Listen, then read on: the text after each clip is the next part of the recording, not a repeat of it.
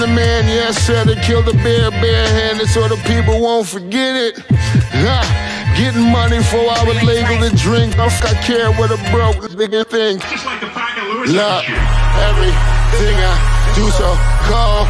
I can do this, both eyes closed. Too short, I stay on my toes. About that guap boy, anything goes. Help the bear if we outside. Help the bear if we outside. Still tipping, baby, nothing changed. I'm still grinding over here, yeah. Still sliding through my own lane. Shorty, nothing funny over here. Dallas rain everywhere around me. Dream to get money. Made it through the storm, living sunny. Dreams came true, now we eating. I got more dreams to chase, gotta reach them. Trying to put a team together like the Hunger Games. Everybody grinding together, we all came from hunger pain. Oh, late ill kid at OneYoungsta holding it down for you, that street geek and NERDSoul. What is up, my people? Today, all year, coming with another wonderful episode of, you best believe it, NERDSoul thumbnails. We talk about animation, anime, cartoons, or whatever. Today it's Marvel. What if? And I've got someone who loves this series so much that he gave his only begotten. Right over here, Jason Reeves of 133 Art. Before we get started, tell us about the new Pac Samson that you got going on right now. Man, Pac Samson is available anywhere books are sold right now. Go to simonandschuster.com or go to OnlyPress/Lionforge. Go to 133art.com. Matter of fact, go there first. Or bigdistro.com, and you can get Volume 1, Pac Samson, The Cookout. It's about a young superhero who comes from a family line of superheroes, but he's a great cook. He's on his way to being a good chef. So he has to decide, am I going to go the chef route, or am I going to get into the family business and beat up criminals for robbing banks? And the circumstances of his world transpired to force that decision. And it's a middle grade age book, so that's like 12 to 18 or something.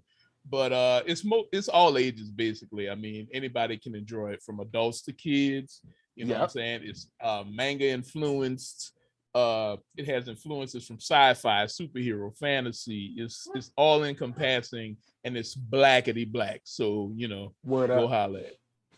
Yeah. So I have covered the first 2 chapters of Pac Samson. The little guy's enjoying it. I'm enjoying it as well. Okay. I like Granddad, yo. I like Granddad.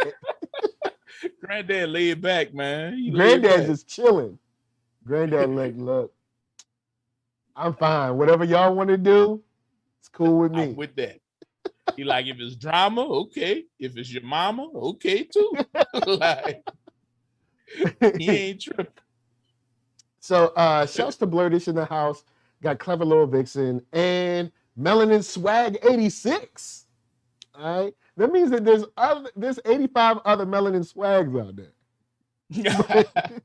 It's a generational thing. Melanin Swag said, didn't like this episode. Strange was too simpy. Clever Little Vixen said, I'm loving this show. I used to love What If comics growing up, and it hasn't let me down. And before we let in another guest, you know what I'm saying? Blerdish said, what up, Mike? Wish it could have made it. Maybe Sean G may still be on the docket. So he welcome Sean G. That's what the hood calling him right now. So all right, we got the homie Solar Gray coming through. But before we get started, we got a couple people from the chat. You know what? I'll start it with myself. This is how I feel about this episode. Okay. It was nice to get a Twilight Zone-y kind of feel. All of these have their own little vignettes. I did like seeing the watcher actually engage a little bit. Like not actually, change anything, but just engage a little bit. I did like that. And I did like seeing a different side of the mystic arts that maybe even Strange didn't know at that time. You know what I'm saying? When he had to go get his little travel on. But before we go too far, down below, bottom square, Solar Gray, introduce yourself. Oh, Solar still can't hear us. Oh no, I can't. Oh, well, I was like, Pause for dramatic effects. He's in the whole M-Cron Crystal right now. I'm a little off because I don't normally work on CP time and I hate being late. So you got my apologies on that. I think, yeah, that is my cat. Yeah, so my cat got out. I'm over here at the studio. Huh? Of the castle? Yeah, no, yeah. The cat ran all the way out the castle. All the way out of the Wizard's Tower. That is. So it is a thing. He is out. He is doing his thing, and living his life. Yeah. Turns out the little guy knows how to close the door behind him. So. Wow. Yeah. Yes. That's the thing about having a familiar. Thank you for having me. It's good to see you guys again. The Wizard's Tower is back up, and I want to say hello to everybody that's out there. All right, cool. So how you feeling about, what are your general thoughts about episode 4 right now? Okay. Episode 4. I only got 2 words. I really do, because I've been checking out the whole thing. I've been looking at the What If series. I've watched all the Marvel shows, including Iron Fist, both seasons. And I only got 2 words to wrap up this episode, man. Loved it. Oh my God. Yeah, loved it. Love. It. That's what we're talking about. Yeah, this is other than the premise of it was his girlfriend and not his hand, which I ain't gonna comment on that because this is a kid-friendly show. It felt like a real Doctor Strange story. I'm talking something out of the days of Steve Ditko. You know, it was weird, it was fun. Yeah, guess what? It got dark. What if stories get dark? That's what they do. So yeah, that's where I'm sitting on that. That is seriously where I'm sitting on it. And in truth, loved it.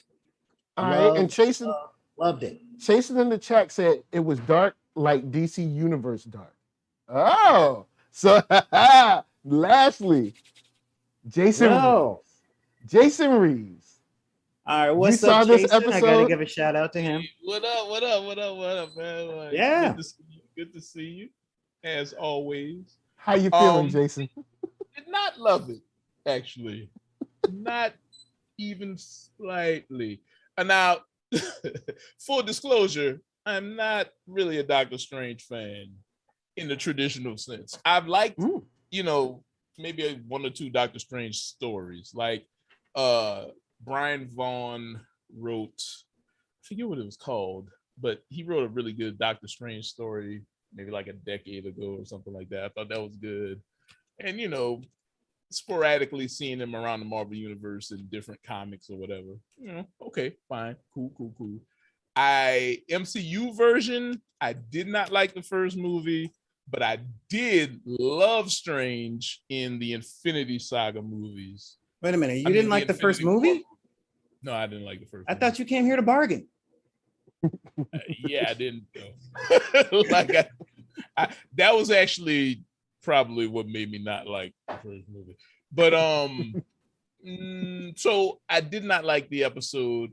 Actually, I feel like it kind of mirrored the first movie in that way, because there's a lot of jumping back through time and trying to fix things, and trying to bargain and all that, whatever.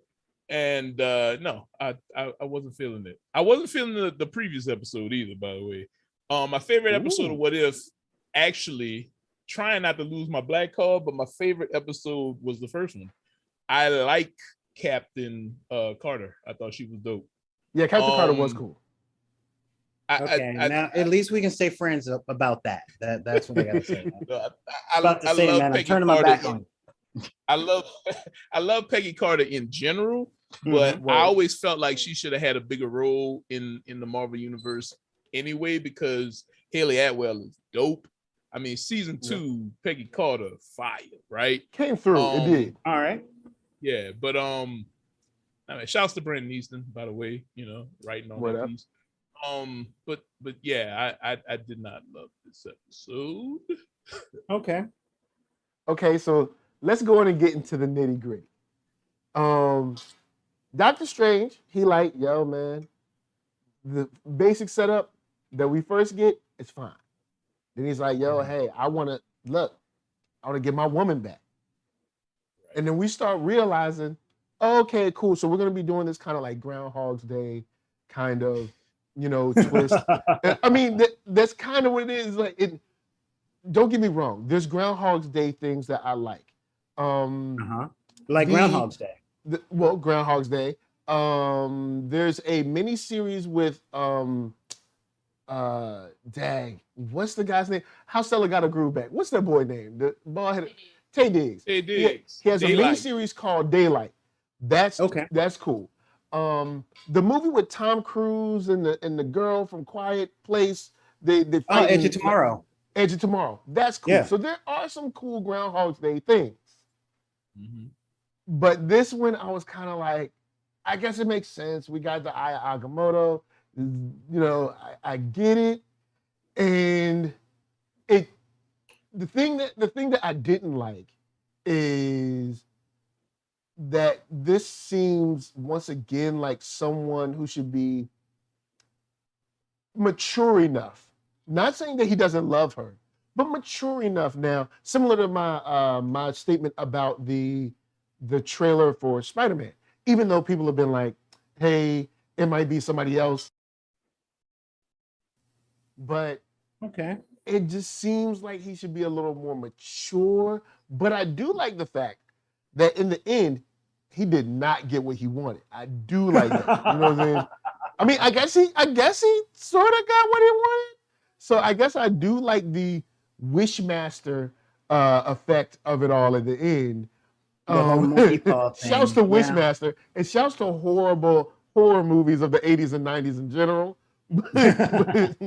but I do like that, but it just seems like Strange should be more mature than this. Like Wong shouldn't be like, yo man, don't do that. He should, when being asked, he should be like, oh yeah, man, I'd love to help you, but I can't do that.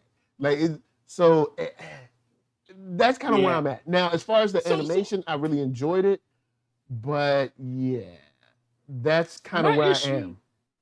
One of my issues is like, I don't know, maybe I'm putting more into the title. Maybe I'm reading more into the title of the moniker of Sorcerer Supreme than I should be. But I kind of feel like if you're the Sorcerer Supreme, there's one of two things. One, yes, you should definitely be mature enough to like say, dang, this journey is not worth what I'm trying to do, because normal people lose people all the time and they have to deal with it, right? But also on the other hand, let's say it is a sticking point, you don't want to deal with it. There should be a way around it where you don't have to destroy the universe, and maybe instead of just absorbing people for 100 years, you go read some more books. Like you're in the library of Alexander, right? Read some more books. But when he goes back in time, I had like crazy issues with that, because he would go back in time and sit in his normal body and let this drunk driver just knock him all over the place. And I'm like, you the Sorcerer Supreme. Go to full 9 then. You get rid of the car. Done. We going to the ball. We don't have to take. Why do we have to take a car to the ball if you're the Sorcerer Supreme? To me, that just doesn't make any sense. If you're the I know. sorcerer. Now, if you wanna take yourself through the trauma over and over and feel hopeless, go ahead, do what you gotta do.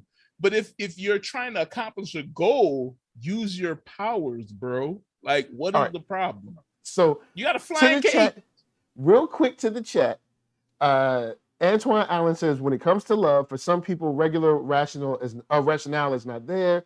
That's how I took it. Also, Strange struggles with his great ability to learn and arrogance. So, okay, let's say, are we being too hard on someone because losing someone you love is a huge deal? I'm not saying it's not. We're not, but we're talking about someone who has accepted the responsibility of Sorcerer Supreme and told and even learned, like, hey, you can't just do anything because you're the Sorcerer Supreme. Like, you're way too powerful. You're like a baby with a shotgun right now. Half of what I'm saying is, though, like, yo, okay, so you haven't accepted her death. You like, there's a way to get her back. Use everything at your disposal to get her back without destroying the universe. And what I'm saying is, you going back and just acting like you're a regular dude. That doesn't make any sense to me. Now, also, all right. Can I say something here? Go ahead. I've seen you stewing. Yeah, I am. All right. I hate to be the voice of dissent here, but I can tell that one, I am the oldest person on this panel. So I'm gonna tell you, like my great grandmother told me, keep living. Second, I guess I must be in some kind of multiverse of madness because y'all talking like y'all ain't never drunk dialed no ex ever. I've never. We are that. talking. No, we are seriously. We are seriously talking about a heartbroken dude after 2 years with a cell phone plus. All right, he got all that magic, yes, but there are two things: he brokenhearted and he was drunk. And then he's got this little amulet that's just like, you know what? I can hit up old girl. I mean, how many times have we been fired from a job, got in trouble, 9-year-olds getting our butts beat by our parents saying, if I had just gone back and picked up that one shoe before she got home, maybe she wouldn't have threw it at my head. I mean, seriously. Am I the only one here that was I will give you this. I forgot. This is before Infinity War. Yes, very well. You know what? Infinity. Okay, since this is before Infinity War, I will actually give a little bit more to Strange because Strange he is a little bit more time.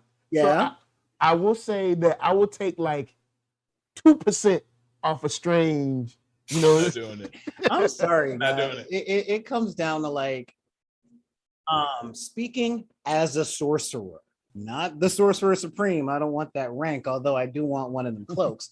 I can tell you all that phenomenal cosmic power that we got with my happy butt sitting up in a castle and you sitting up in front of a whole bunch of art that I couldn't afford on my best day. And you sitting up in your studio with all that stuff on the shelves. I don't even know what it is. But with all the magic and sorcery that there is, we are still people. And people are messed up. Okay. I mean, I hate to say that people are garbage, but one thing we are not gods. I mean, we could be mature. We could be mature all day, but I don't know one person, and I will bet money that I have not met. I do not know nary a single person that takes any breakup or loss with grace and wisdom forever. Okay. It's just this episode really illustrates what happens when Doctor Strange has the wizard's problem of arrogance, which is a huge thing in every piece of medium that ever has any magic users. You know, it's like magic is science plus, and science is all about coulda, not shoulda. And then magic is even more so that. So with him having the wisdom and the maturity and all that stuff, he's still a dude. That's it. Okay. Dude that can do some stuff. I don't agree, though. I feel like Marvel is playing on the extremes of that grief and of the the actions after grief, right? Not everybody jumps up out the window after breakups or after deaths or after anything. Like that, people are messed up. I absolutely agree with you on that. But some people are so messed up that grief affects them differently. It's not the same effect every time, right? So yes, narratively throughout mainstream media, there's this idea that after you break up, you got to get drunk, and then you got a drunk caller. Drake writes songs. Drake got like 4 albums about it. But my point is, not everybody does that. Let it burn. And not everybody does that. And hey, also, I got a Luther Vandross collection for a real reason. All right. And again, this is not. If this person is that arrogant, I don't know if that would be necessarily that extreme reaction needs to be the norm for that, because like just like it's I don't necessarily agree that this person has to handle it in this particular way, because he has more resources than you and I, having lost the love. Okay. Vixen brought up something in let me point out one more thing. Okay, this is before Infinity War. Yep. But let's take a toll. Let's take tally. Before Infinity War, Loki set foot on the Earth plane, and Strange got rid of him like that. There was no. He did. Like, he knows some stuff. It's not like Infinity War happened and he knew how to handle everything. Like, he's been learning the whole time since the first movie. So there's precedent to say he knows some shit. We'll see. I feel like I'm playing Super Fight right now. Vixen brought up something in the chat, which evidently you guys skipped over. But with the Groundhog's Day element, he tried everything. Let's not take the car. You drive. Let's try another route. Let's not go. Let's just. That's not magic, though. That's none of those things are magic solutions, though. No. I mean, I'm talking every time he went back in time, he tried 100 different things that we saw on screen. Let's not go. Let's get pizza. Let's go somewhere else. Let's take an Uber. Even down to them being at that little dinner, and she has a heart attack out of nowhere. And I don't know about y'all, but as I was watching, I did realize, I was like, when it was like the third death or whatever, I was like, oh, it's a fixed point. And if I realized that, he should have been like, oh, she's a fixed point. At that moment, when you realize no matter what I do, she gonna die. What you do is that's where the maturity comes in. Yeah. Well, again, how many times, like, this whole thing is about obsession, okay? Yeah. And I know me personally, not just as a sorcerer, but as a man, when we get our hearts or minds set on something, solving a problem, editing a video, binge watching a TV show, and everybody around us is going, yo, man, she ain't into you. Let it go. You ain't gonna get her back. Or look, you can finish that tomorrow. You can push the render button in the morning. You got to go to church anyway, so you ain't gonna be able to watch the video when it's done. Or it's 4 o'clock in the morning, take your butt to bed. We have all been there. It's just everything that we saw Stephen Strange do in this episode was just an extreme version of stuff. It's a matter of ordinary-ish person with extraordinary abilities, because I mean, I personally like the whole, we see the 100 different things from his perspective, because that whole, I've looked into alternate timelines, and this isn't going to work against Thanos. Well, how many timelines did you look at? 14,320,000. That felt like more of a shut up audience. Don't tell us how to write our story. But looking at this, but looking at it like this, it was like, I heard my whole family going, well, if you can go back in time and fix it, why don't she drive? Blam. Well, why do y'all gotta go? Blam. Well, what happens if you take an Uber? Heart attack. What happens if you just call in sick? Bolt of lightning. What happens if he just stands her up? The building catches fire and everybody lives but her. So, that fixed point in time thing. Yeah.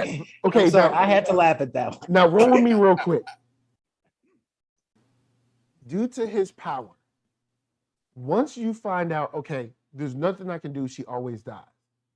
Then you have to move on to another stage. Now, luckily, you're a sorcerer supreme, so you don't have to super go on through all the stages we do, because you have access to things like the ancestral plane and you know, different. So you can still see her, like the real her, not even making up her. Like you can be like, yo, I'm gonna go to the different realm where I don't know, the heavenly souls or whatever. And then you can be like, I miss you so much, girl. And she'd be like, I miss you too. And be like, this is the only way we can see each other. Bruh, You also have access to Dr. the time Strange. stone. Now, You also have access to the Doctor time Strange, stone. not Rick and Morty.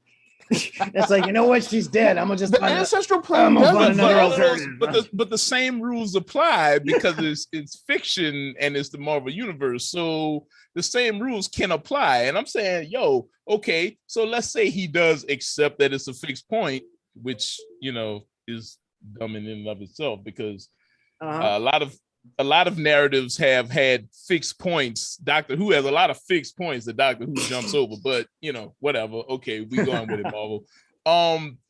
My whole point is, like, if you're the sorcerer supreme, if you have access to the time stone, you hold it's around your neck, it's chilling like a Cuban link, yo, you can just go back in time and have a conversation with her if you feeling like you want to be with her or around her. Like, you don't have to, my point is, he don't have to go to these crazy extremes. And if he's gonna go to these crazy extremes, then you need to use magical means whenever. Like, yeah, I get it. Okay, so he like, let's go have pizza. Then and then she has a heart attack or whatever. Like, snap your fingers, man. You a sorcerer. Like, Hey. fix her heart. Now, You know what I'm Tariq this Baya makes me- says, Yeah. here's one thing that you keep forgetting. Doctor Strange was corrupted by all the dark magic that he absorbed, so it drove him insane. But did he not start going back in time before he was corrupted? Wasn't he just regular when he started going back? That was so because he couldn't figure out what was going on. So Then he started. he started going back in time before the black magic. You was darkness. supreme without absorbing anything. But see, that was the whole thing. It was, he goes back, tries to change it, tries to change it, and then he hears, oh, wait a minute. There was a dude who knows how to fix, who knows how to alter fixed points in time. Now, real talk, all right? This is directly in line with the narrative of Doctor Strange. Because if we recall, his hands got messed up. He went to the doctor, spent millions of dollars, and people kept saying, no, no, no, no, no, no, no. Then he ended up on top of a mountain, got punched out of his body, ended up with a best friend piece of clothing that we all want. Don't lie. We all know we want that. Either that or a the cool carpet from jacket Aladdin. that'll fight other cool jackets for you. Yeah, exactly. And again, you know, so in this one, it's thing after thing after thing after thing. And then it's like, wait a minute, I heard about this one shot in the dark.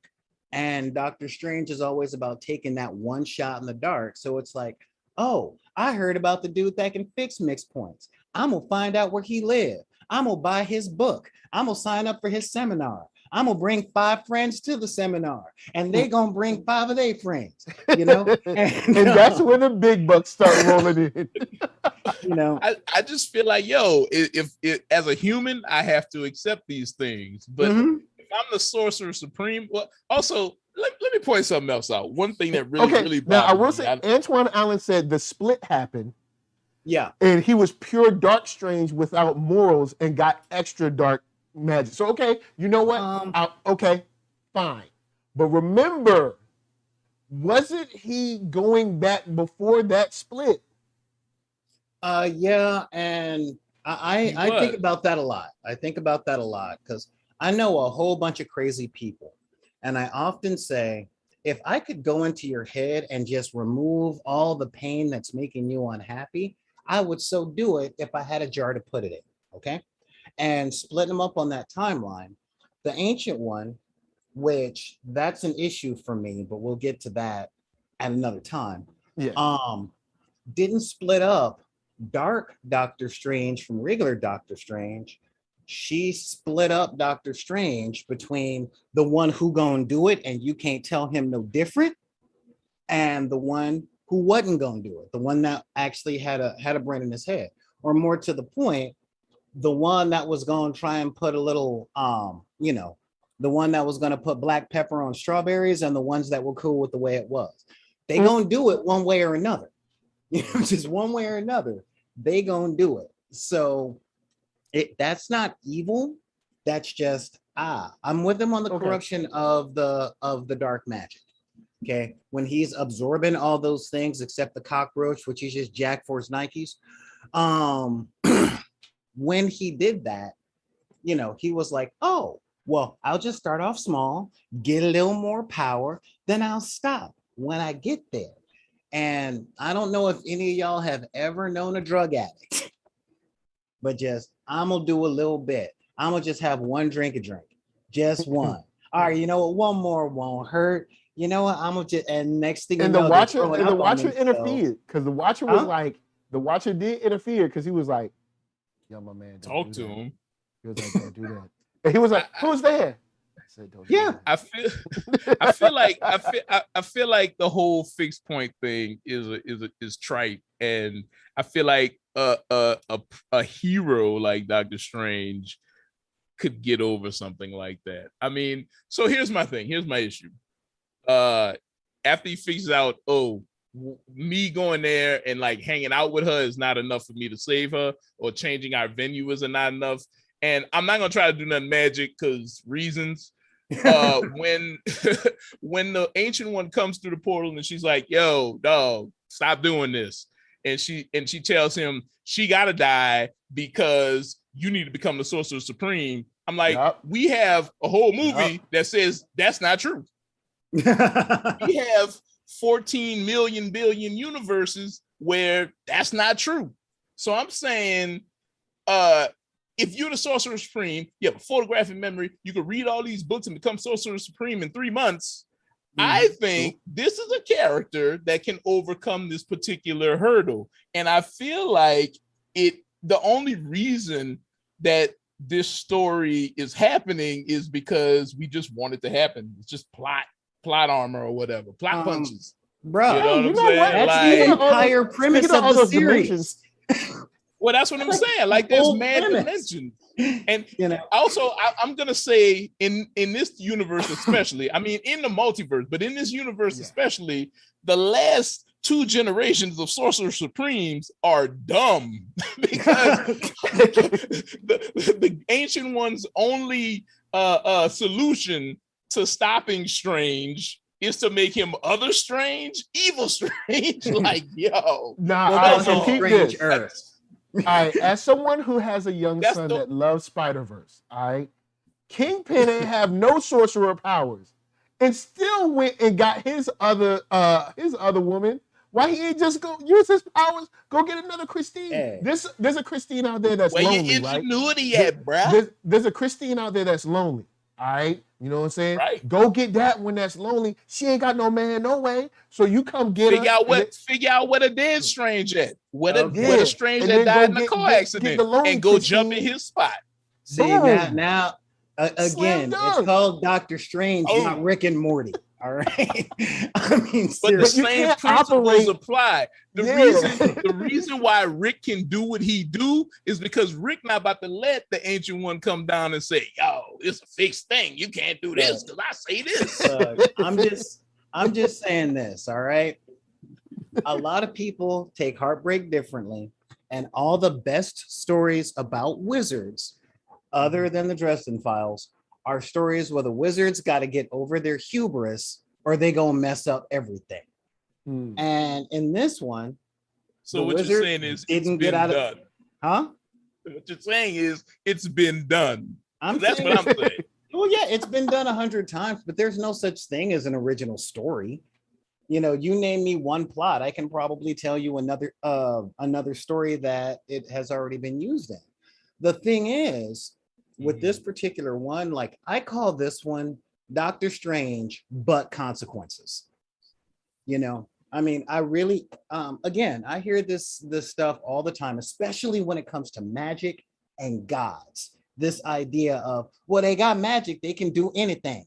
They're a god, they can do anything. There are rules, and rules exist for a reason. Most of the time, the rules to these sort of things in fiction, they're not there just to make the job of the writer easier. They're there much like traffic laws. If somebody breaks these rules, somebody in the story is getting hurt. All right. I mean, it really All right, is. now hold on. With that said, when Uh-huh. Thanos happened, a lot of people were like, well, why ain't Thanos do it like this? Why ain't Thanos do it like that? And nobody complained. And Uh-huh. those stones are just as magical Yeah. as anything that Strange is doing. Uh-huh. Also, The you Infinity see Stones could have T'Challa, brought you her saw back. T'Challa's episode. T'Challa went out, he made everything great. You know what I'm saying? Strange went out, made everything bad. Now I do like the fight scene they got. The fight scene was cool. I do like Watcher saying like, yo man, you better stop. Like I do like that. But it's kind of like once you realize, all right, she gotta die here. But I know from the bald one that there's more Christines out there. Yeah. So let me just find the lonely Christine. It's only a fixed point in that particular universe, and Doctor Strange has access to 14 billion stillion universes. So to me, it just doesn't track. We have a whole Infinity Saga about multiverse. And now we're about to do phase 4 and 5 and 6 probably about multiverse. So this whole idea for now if it was Spider-Man or if it was War Machine, then I'd be like, these dudes don't have access to the multiverse. They got to deal with what they got. But this is Doctor Strange, and that's where the problem lies for me because he's not using his abilities. Tony Stark would not let this stop him. So where do you think Doctor Strange's limits are? Like, what is the line? I don't think he has any limits. I think people tell him he has limits and he listens for some reason. Actually, no, that's inconsistent because sometimes he listens when we need to have a what if episode, but for the most part, any other time he doesn't listen at all. I've seen Strange operate as if like the limit was the sky. No, the sky wasn't the limit. Like I've seen, but I mean, I haven't read every single Strange story. Okay, so that's why I'm caught on this one. I like it. Well, I haven't read comics. I'm talking MCU mostly. I haven't read a lot of Doctor Strange comics. All right. There's a Doctor Strange comic called The Oath. All right. It's one of the post 2011 ones. And Doctor Strange finds himself in a position and he tries to fix something. He tries to fix something with magic. And again, as soon as he figures out how to do it with magic, he sees the implications are even bigger. And that is, we talking about spoilers. Essentially, Wong gets cancer. Dr. Strange is like, let me see if I can fix cancer with magic. There's really no way to do this. Wait a minute, I heard about this potion. He goes out and he finds the potion, and it's something called the panacea, which is the mythological serum for everything. And if he can find it, and so it's the writers. That's the Brian K. Vaughan book. Yeah, that's the book I was talking about earlier. Yeah, that's the Oath. And the whole thing with Doctor Strange, especially thematically, is every time he tries to do something with magic, it's plugged into something even more powerful. And as somebody who studies the ways of the universe with science and occultism, most of the stuff that comes up with that big stuff where there are no limits, the limit really comes to don't start. just don't start. It's kind of like trying to build your own computer when you don't know what you're doing, and you go on to an internet forum and they tell you in order to build a good computer, you're going to have to start with $20,000 because you're going to need this video card and this Steam account and this kind of tower and this water cool system. So the essence of his stories are, I've got all this power and I just need to hammer in a nail. And it turns out, because of his power, if he tries to hammer in a small nail, he breaks the planet in half. So if we're going to have any sort of Doctor Strange story, it's got to be based on either current DC comics levels of risk, which is if Superman takes a step to the left, it destroys the omniverse, which is a multiverse of multiverses, or somebody does something a little stupid and this is what happens. And with this one, with Doctor Strange, or the what if Doctor Strange loses his mind and does not hire a sex worker, that's the stupid thing. Okay, that's just the stupid thing. But where I want to think about, but the thing I want to talk about real quick before we got to get out of here is the Willy Wonka that is the Watcher. Damn. I mean, yeah, a lot of people are going, like Willy Wonka, what are you talking about? He's going, look, I'm taking all the power. And Watcher's like, no, stop, come back. No, police, murder. Well, remember, no, this is going to turn out bad. He can't interfere like that. Yeah. So he got to like whisper to you. But then when he finally saw him, he was like, yo, help me out, dog. He was like, nah. And he's like, nah, son. You done learn. You going to learn your lesson. All right. I mean, what does he care? The Watcher is us. Like, what do we care? His universe died. There's more what ifs to come. Yeah, the Watcher's kind of going, if I do this, it's gonna mess up continuity with the stuff that actually makes money. So you do what you do, bro. Yeah, we're the Watcher. Like I was like, oh, they all gonna die? Okay, good. Works for me. I mean, whatever. Sir, in this one when he's like, I should probably tell him not to do it, but he ain't gonna listen. He reminded me so much of myself babysitting. Sir, every time that kid's about to like take a fork to an electrical socket, I'm like, he gonna learn. He gonna learn. Or he's going to die. Metaphor, man. You're gonna learn. I'm sorry. How many times when we was growing up that our parents said, "No, don't do that, you gonna get hurt," and then they walk away, and we like, well, if I do it this way, I'm literally that guy that's like, no, stop, don't come back, and then hey, wake up. Ain't gonna do that again, are you? Somebody was like, yo, those sockets, bad news, bro. I was like, story checks out. Now, Planet Houston said, I'd like to see a Watcher that was only concerned with the bottom line of the company. There's a world where that's the case. I can see that. Like, no, Captain Carter, we can't let this happen. We're pushing the Mandalorian right now. Yes, sorry, guys. And then Clever Little Vixen says, why is it that true mastery, more often than not, teaches us that this stuff is too powerful to use in the first place? Okay. I will answer that one by saying it's not too powerful. It's that we are not wise enough. I'm just going to say this. I'm a big Star Trek fan, and I've been watching the show The Orville.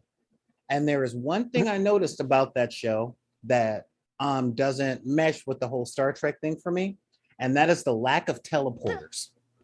Okay, they can't beam down to a planet. They got to take a shuttle. And then when I look at that show, and I think they're playing pranks on each other, like cutting each other's legs off. These people do not need teleportation. They don't need that. They are. I mean, it's the whole Prime Directive. Watchers can't interfere. It's not that the stuff is too powerful. It's that the people that are studying the stuff are too dumb.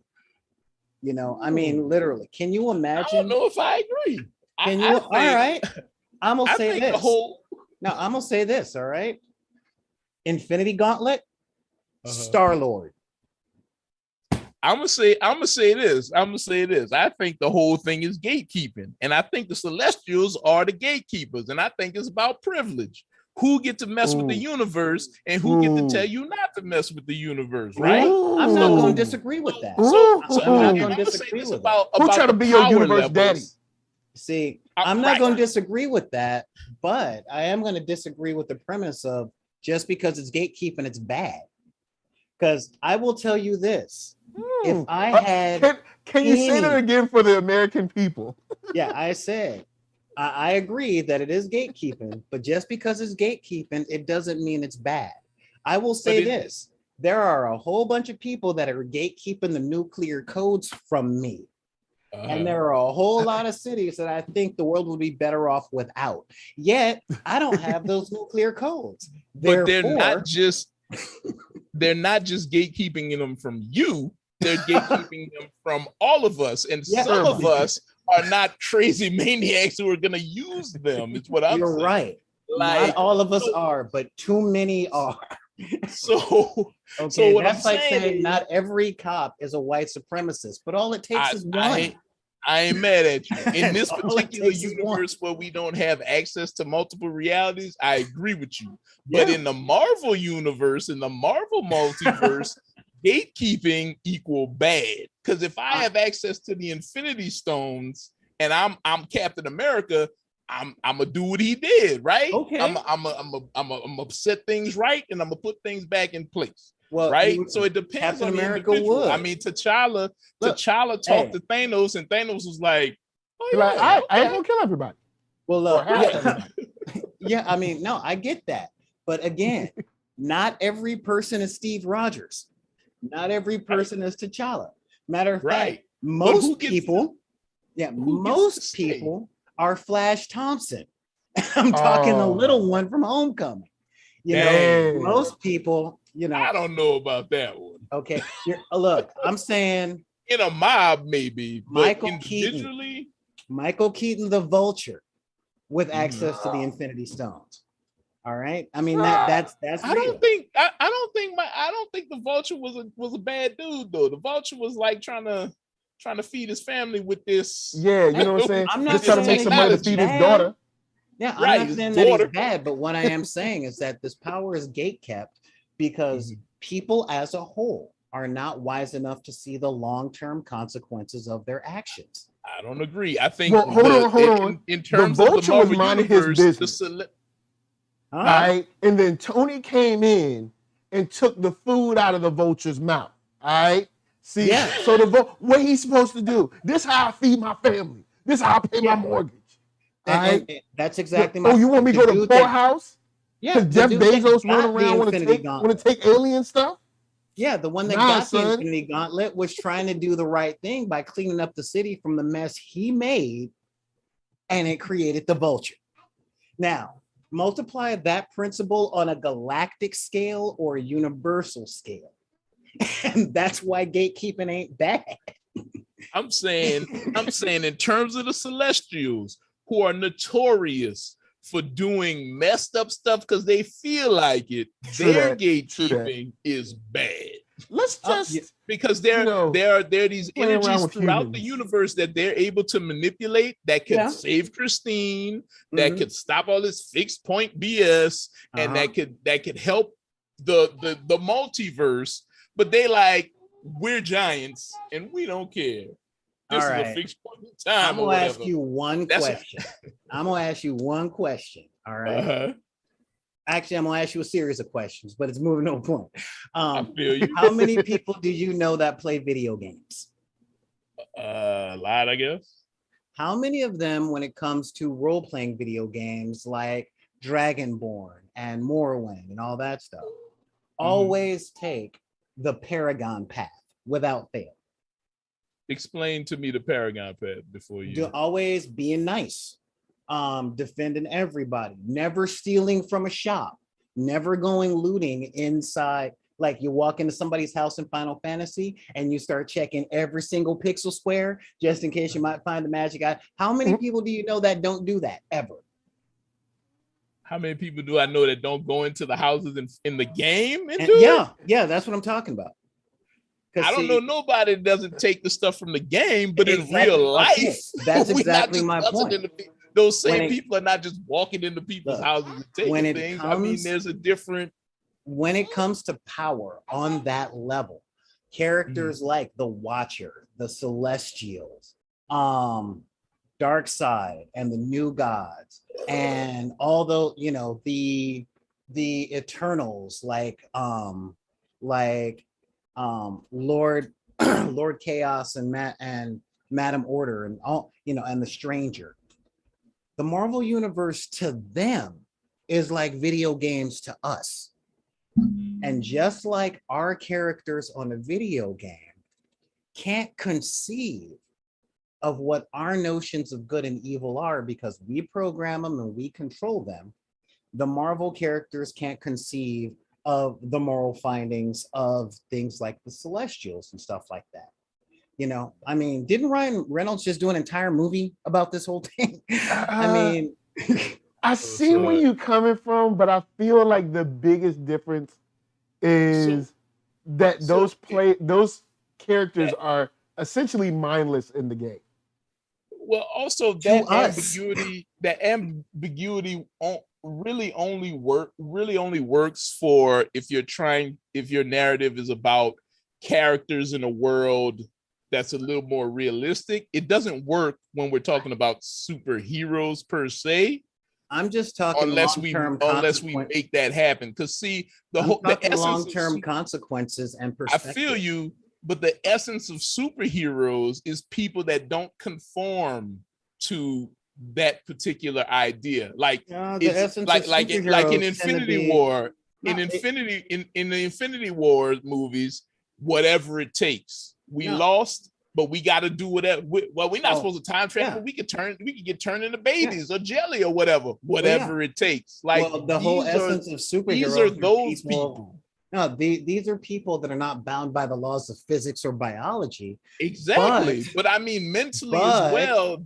These are people of sterner stuff. But they still have to overcome problems that are relative to them, like any problems that we have. Like this new Superman and Lois thing. We got Superman, the man that can do anything. He can tow a planet.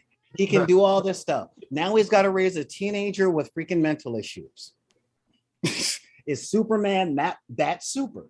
Can he raise a superpowered teenager who is either ADHD or bipolar with superpowers? It doesn't matter if him in the narrative of that show. Does that stop him from defeating Morgan Edge? It does not. No, it doesn't. Well, it doesn't stop him. That's my point. It doesn't stop him from saving a city from bad guys. But the question is, though he can defy the laws of physics, can he get past the real challenge, which is being a father to a teenager? He's doing that, right? That's the whole essence. Well, I don't know. I haven't watched a whole lot of the show. Nobody died. They made it. He did all right. Antoine Allen in the chat's going, man, that show jumps the shark every episode. Man. But with that said, guys, we've been chilling and talking strange for a long time. We've been enjoying it. Hopefully you've been enjoying it too. There's tons to get into in the chat and down in the comments. Basically, well, I'll start off with my last word. My last word is this. I enjoyed the fact that we didn't get a happy ending, because I was worried that he was gonna join back with himself and be like, oh, well, everything's okay, and I got the girl, and everything worked out. But I'm glad we didn't get a ending. I'm glad we got a little bit of something from the Watcher. No real interference, but we got a little something from the Watcher, and I like the fight scene. But the premise, I was like, I feel like we could have went somewhere else with it. Maybe got a little more creative.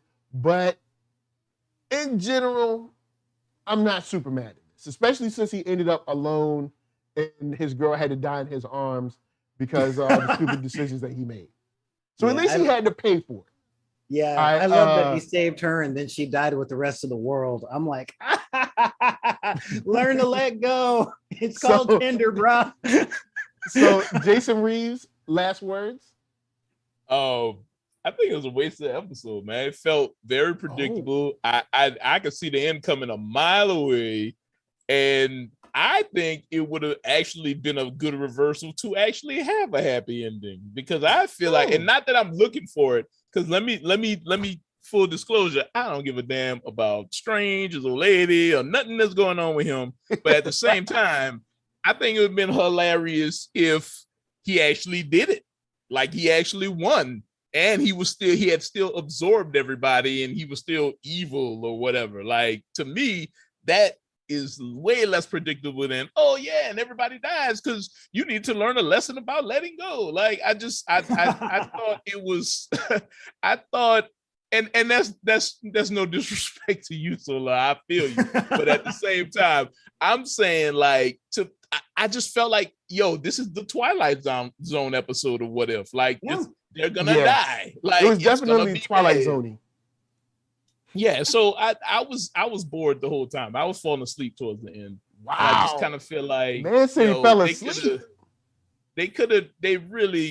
I just felt like I knew exactly where they were going. Marvel is on this thing about dealing with trauma and grief and superheroes, for better or for worse. So because it's popular in the zeitgeist right now.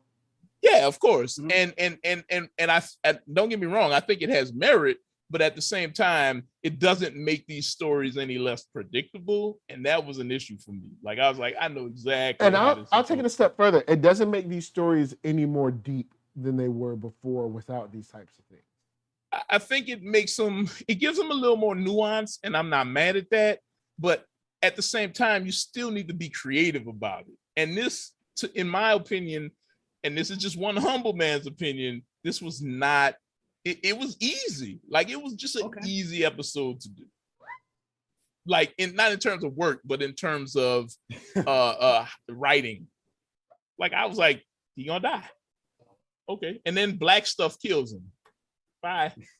Like, it was my least favorite episode. Not that I liked all of it. Wow. I see why you have both of us on at the same time, because we are literally both sides of the coin. Again, I loved it. If this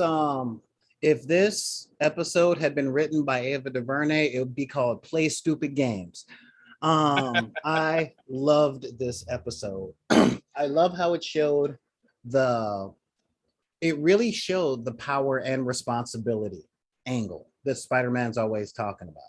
Like, you got all this power, you got to use it wisely, because if you don't, you might destroy everything and find yourself in a little crystal. It's like, but I saved the girl for long enough for her to be erased out of existence with the rest of the universe. So get a Tinder profile, quit drinking, go work out, put on some Luther Vandross and some Anita Baker, and just get through it, man. You got this. Is magicking like is like creating another life form that would be appealing to you out of the realm of his powers, because he is a homunculus is completely possible. Well, I actually thought about throwing that out there, but I didn't want it to be too close to like a love doll. So I was like, but he's the Sorcerer Supreme, so this could be like a thoughtful. Also, you're the Sorcerer Supreme. You could travel the universe. You know what I'm saying? Like Ego was like making babies everywhere. Like, yo, go find a nice little alien and settle down. Know, you know that. You know what I'm saying? Like, there's so many possibilities. I'm gonna say this: this doesn't happen to John Constantine. But you don't want to know what he do. John Constantine. John Constantine would be like, fixed point, whatever. he would have been like, we'll see about that. I will tell you, John's like, well, ain't the first ex that died on me. Hey, you come here. That's how he rolls. You know, but yeah. So honestly, I loved it. I'm a little different because it's true. I did see where it was going. I could predict the end, but I don't like taking blind journeys. You know, This was a trip to Disneyland. I was enjoying the ride, and the ride itself was real good. I know when I get off a roller coaster, if I'm real lucky, it's going to end where it started and I can get out of the thing. I mean, but if it ends somewhere else, we're in trouble. So I don't mind predicting the way it's going to go, because when you ingest enough media, you can predict every story. The question is, did you enjoy the experience? And I went all the way there. I was loving it. One of my big things is I don't see enough wizard fights in media. Like off the top of my head, there's the witch fight from Willow. There's the Gandalf Saruman fight from Lord of the Rings. There was the Agatha and Wanda fight, which didn't really feel magical.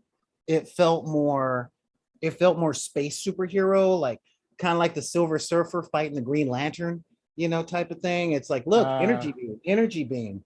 But this fight was fire. I was digging it. So yeah, I mean, honestly, I would give this episode a solid 8 out of 10. I loved it. It's my favorite episode so far, and I really liked episode 3. I really did. All right, okay. So yeah, that's where I'm at. All right, guys, thank you for coming through. Of course, all the chat. Clever Little Vixen, Antoine Allen, Planet Houston. I don't know if Shot by Nolan came through, or we had Janine. What up? Have Black Bearded Nerd. We're going to do something on the channel. We going to do something. And then, man, Blerdish and Eon 001 came through. So big shout out to all y'all. Thank you. If I missed your name, it's not on purpose. People got little names. There's a whole bunch of people talking. So it's too much. But in the bottom square, Solar Gray, tell them where they can find you. All right. You guys can find me in a lot of places, on the Instagram, on the Twitter. You guys can find me at BID_P. You can send me an email at backinthedeck@gmail.com. That's BACKINTHEDECK@gmail.com. And I'm going to be going live with the Return of the Dark Side of the Room today at 4:00. You can find me at twitch.tv/BID_P. And if I got my settings right, on YouTube, just look for Solar Gray or Back in the Deck Productions. I'm going live in about 20 minutes. Today's episode, we're going to be talking about why your Black friends are afraid to go into your white spaces as far as art, games, and anime goes. So join me there, join the discussion, and yeah, you can find me all over the place. Looks like our host is worthy. So Jason Reeves, tell them where they can find you. 133art.com is the hub. Also, we have a comic distribution service for everybody out there that's a retailer. BigDistro.com, Black Indie Comics Distro. And Pack Samson, man, anywhere books are sold. All right. Well, with that said, NERD, SOUL, Facebook, Instagram, Twitter, all those places. Hit the thumbs up if you like what you're seeing. Hit the thumbs down if you hate it. It seems like most people like this episode. 78%, yes, this episode was good. So you know what? We go on. 78% is actually, it's close to Solar's score of 8 out of 10. Mine hovers around 6.5, maybe 7. I don't know. There's things I like, things I didn't like, but we got podcasts, Spotify for music, all that jazz. Hit the thumbs up for real. Don't be hitting that thumbs down. All right, because I'll be seeing it tells me. No, it don't tell me. I don't care. But share this, subscribe to some folks. You know what I'm saying? Like, of course, down below with your Back in the Deck, go get you a Pat Sampson book, and you know what I'm saying? Respect the power of Baby Thor. All right. So you don't even know that. Show the pose, boy. Show the pose. That's right. So, of course, from us to you, thanks for watching. We're going to leave y'all with P.L. Parker Lewis and Arcatron and Wu-Tang is for the children. Where's the one party like? Yeah, the Red Party. Wu is for Asgard. That's right. He likes the Red Party. Yeah, the Red Party. Well, That's right. Tell them peace. Say, see y'all later. Bye, Solar Dad. We out. All right, yo, bro, what you printing? I'm the man, yes, sir, that killed a bear barehanded so the people won't forget it. Getting money for I would label the drink. I care what a broke nigga think. Just like the Pack and Lewis. Look, everything I do so cold. I can do this, both eyes closed. Too short, I stay on my toes. About that guap boy, anything goes. Help the bear if we outside. Help the bear if we outside. Still tipping, baby, nothing changed. Still grinding over here, yeah. Still sliding through my own lane. Shorty, nothing funny over here. Dollars rain everywhere around me. Dream to get money. Made it through the storm, living sunny. Dreams came true, now we eating. I got more dreams to chase, gotta reach them. Trying to put a team together like the Hunger Games. Everybody grinding cause we all came from